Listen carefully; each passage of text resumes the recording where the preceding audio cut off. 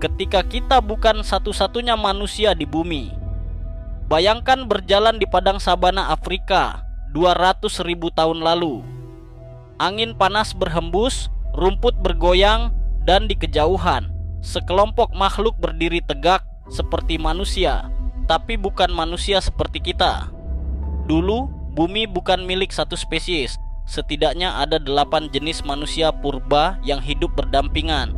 Homo neanderthalensis di Eropa yang kuat dan tahan dingin, Homo erectus yang menjelajah ribuan tahun lebih awal, Denisovan misterius di Asia, dan kita Homo sapiens, pendatang baru dari Afrika. Namun, hanya satu dari semua itu yang bertahan, kita. Dan pertanyaannya selalu sama, kenapa kita yang menang? Sebagian ilmuwan mengatakan karena otak kita lebih besar. Tapi itu tak sepenuhnya benar. Neanderthal punya otak yang bahkan lebih besar dari kita. Mungkin karena kita lebih kreatif, lebih berani berimajinasi. Kita bisa membayangkan sesuatu yang belum ada, dewa, masa depan, bahkan cerita. Dan dari cerita itulah lahir kerjasama. Kita bukan yang terkuat, bukan yang tercepat, tapi kita paling pandai percaya bersama. Bayangkan sekelompok Homo sapiens berencana berburu mamut. Mereka bisa berbagi rencana, strategi, bahkan harapan.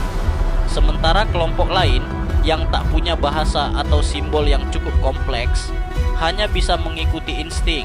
Dalam jangka panjang, yang mampu berimajinasi bersama menang. Tapi kemenangan itu datang dengan harga. Ketika kita menyebar ke seluruh dunia, manusia lain menghilang satu persatu. Neanderthal lenyap, Denisovan menyisakan hanya jejak gen di tubuh kita.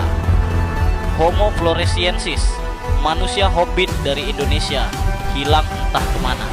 Kita menjadi satu-satunya manusia yang tersisa, bukan karena takdir alam, tapi karena kemampuan kita untuk beradaptasi. Dan mungkin juga karena kita tak memberi ruang bagi yang lain. Kini, jika kita melihat ke cermin, kita sedang menatap makhluk yang dulu belajar dari api, yang menatap langit dan bertanya-tanya.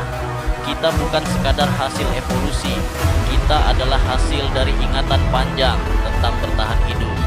Dan mungkin di dalam diri kita masih ada sedikit suara dari mereka yang pernah berjalan di samping kita. Saudara-saudara manusia purba yang diam-diam hidup kembali setiap kali kita bertanya, dari mana kita berasal? Karena pada akhirnya, sejarah manusia bukan hanya tentang yang bertahan, tapi tentang apa yang kita lakukan dengan kemenangan